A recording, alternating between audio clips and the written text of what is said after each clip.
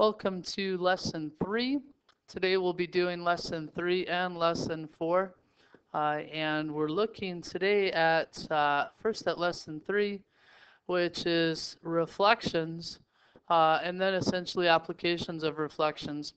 We're looking at transformations, and those transformations are going to take place by reflecting in one of 3 lines, either in the line y equals x, which actually has another name called inverse, in the y-axis or in the x-axis.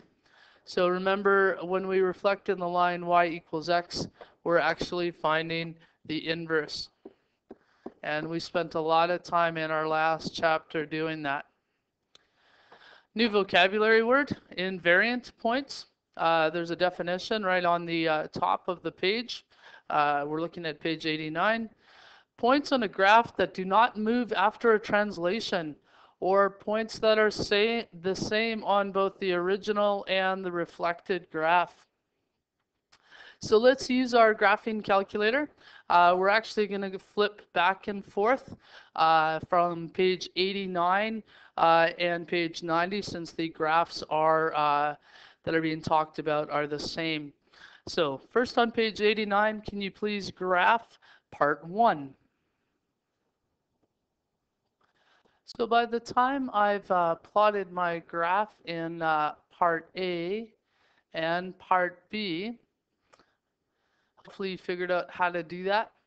The equation that represents y equals negative x, negative f at x, would be negative on the outside, x squared minus 10x plus 25. I'll fix my orientation. So I'm having some fun with my equation and my orientation. So there's a negative on the outside, bracket x squared minus 10x plus 25. I'll try writing it on the side. I've tried to reorient 3 times. So negative on the outside, x squared minus 10x plus 25. Or you can move that negative on in. The graph that you got on your graphing calculator looks something like that. And the invariant points, that is the point which doesn't change from the original graph to my green graph, is the point 5, 0.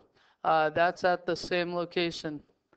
So I'm really having fun with that orientation. I'll write in the on the edges 5, 0. So this looks like a reflection. It looks like there's a mirror living on the x-axis. This is a reflection in the x-axis. And I'll write that on the side as well.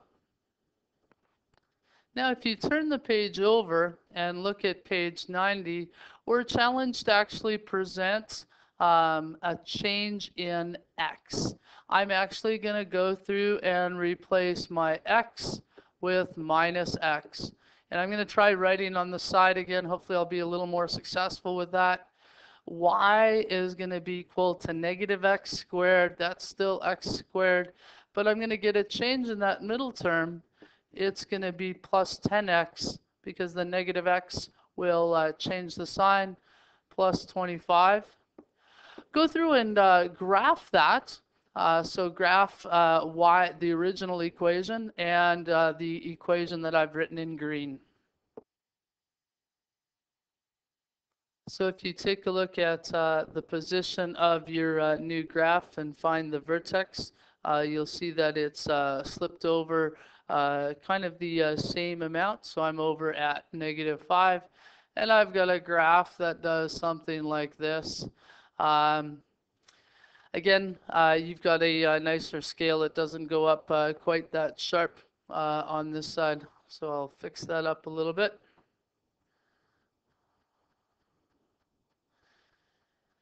This is a mirror that seems to be acting on the y-axis. I have a mirror that seems to be the y-axis. The invariant points, the graphs totally look like they're in different quadrants. It turns out, though, that when x is 0, my y value is still going to be the same, and that's not easily seen on the graph. When x equals 0 in both graphs, y is equal to 25. Those are my invariant points. You can see how nice the middle of my board is today. My invariant points when x equals 0, y equals 25. Now we're going to try that with the graph of a cubed. So we're going to go back one page and try that with the graph of a cube.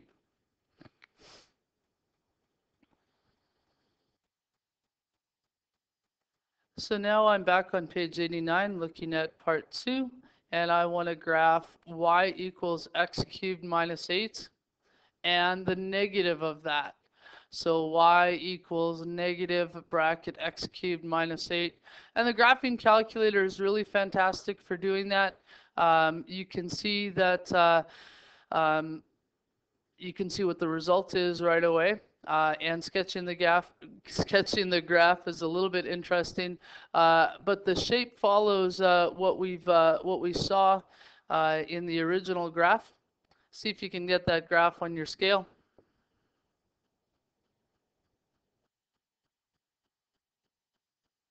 So if you can take a look at your graph, I seem to have a nice mirrored reflection of the negative part of the y-axis on top and the positive part flipping down.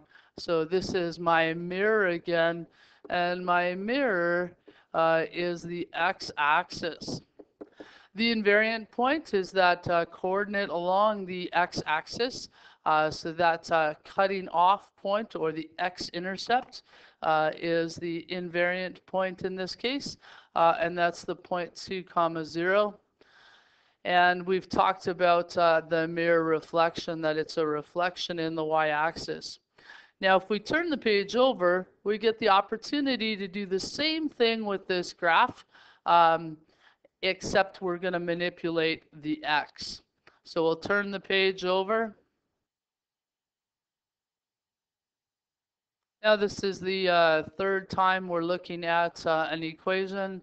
We're repeating y equals x cubed minus 8, except this time our second graph is going to take my x and replace it with minus x. So a really important work with our function notation. I have to replace my x with negative x.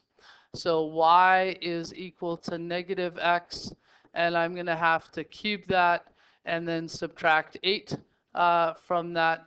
Note how the brackets work, and my orientation is still messed up. I'll move it to the outside. This makes a very interesting shape on the graph. It now looks like I have two parabolas if they were the same color.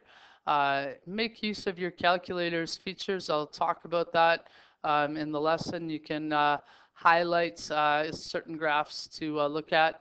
What are the coordinates of the invariant points? You'll notice that it's the y values, the y-intercepts, that are the invariant points. So those y-intercepts are at 0, 8. It's kind of getting better. And the graph is again a reflection. In what axis? We're reflecting in the y-axis. Reflect in the y-axis.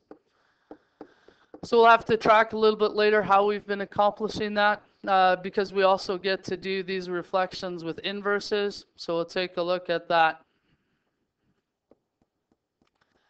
So we'll use your calculator skills to make this pliable and usable on the graph.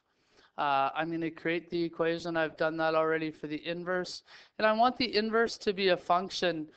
So in this case, I'm only going to take the positive cube root of my statement. So the statement is the positive cube root. Take a look at your graphed results. Get a nice sketch of that using your TI-83. The comparison again for inverses is it's a reflection in y equals x. And guess where the invariant points are? The invariant points are located at the position along the line y equals x. So if you track along the line y equals x, you will find a point on your graph that is invariant, and I'm going to label that with an I.